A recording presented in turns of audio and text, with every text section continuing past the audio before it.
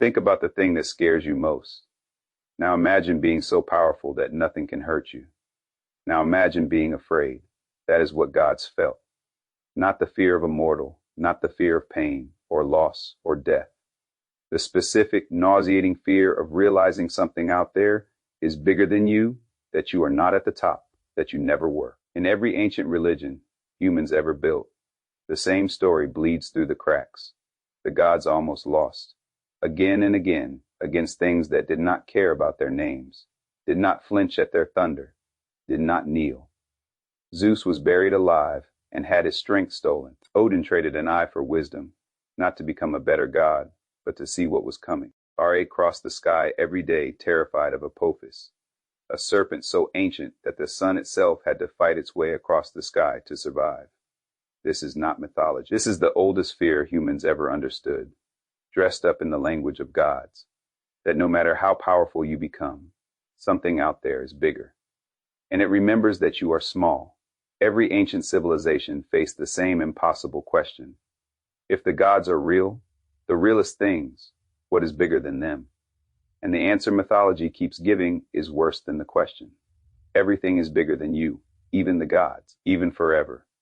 Babylonians built Marduk as the ultimate god, the champion, the storm, the word that created the world. And then they wrote the story of Tiamat, the saltwater dragon, the primordial ocean, the thing that existed before the gods did. Marduk did not fight her because he was strong enough. He fought her because he had no choice. He needed the tablet of destinies.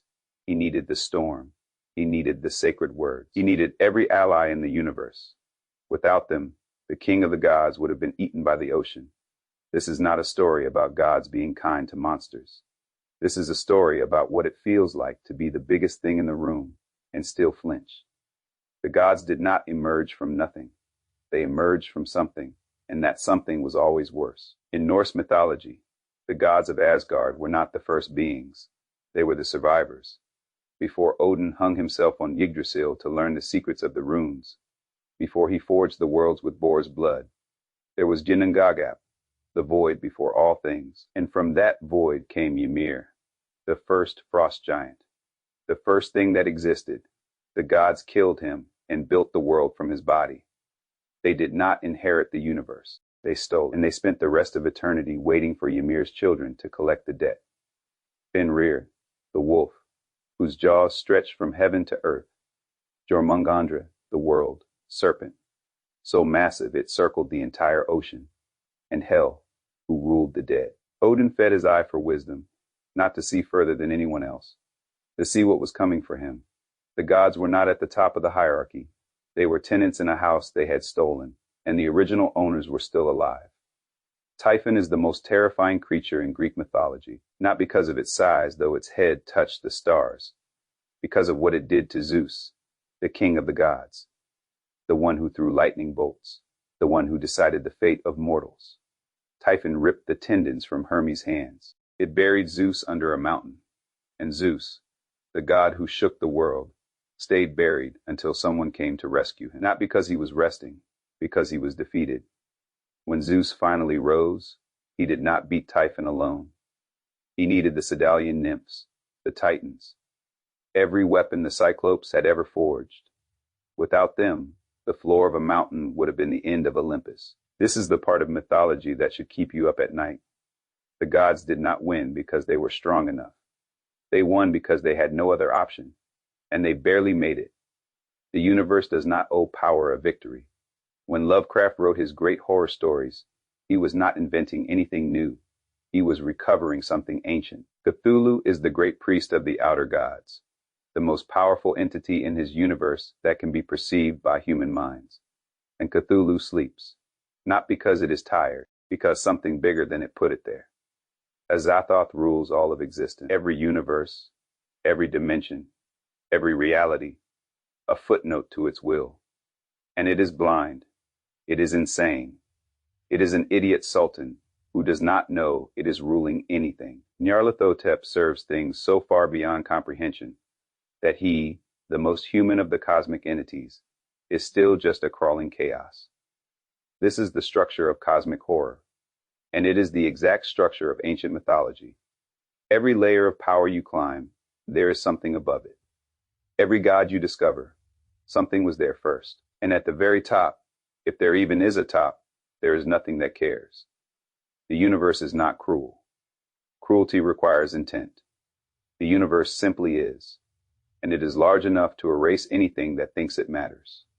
There is a specific primal terror that never fails. It is not the monster itself.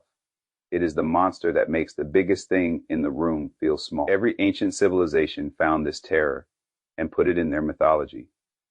The sun god Ra crossed the sky every day, and every night he had to fight Apophis, a serpent so old it was there before light existed, a creature that existed solely to devour the sun. Ra did not win by being stronger. Ra won by surviving until morning. The sun, the source of all light, all life, all warmth, had to scrape by.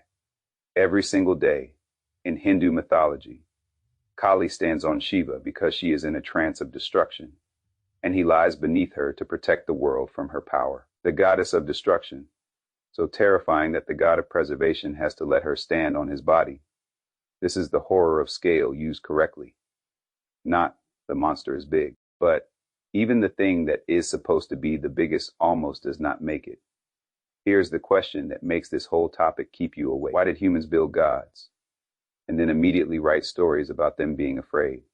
Not afraid of being wrong, not afraid of losing faith, afraid of something eating them. Because the fear was not invented, it was inherited. Humans did not imagine gods being afraid because they were pessimistic. They imagined it because they had been alive. They had looked at the sky and felt how small they were. They had survived floods, earthquakes, plagues, things that did not care about their prayers. And so they built gods in their image, gave them power, made them rule. And then the same human instinct that built the gods in the first place whispered, "But what scares them?" And the answer was the thing underneath, the thing that always is, the thing that does not need a name to destroy everything that does. There is no top to the hierarchy of power. There is only a longer list of things that do not know. They are small.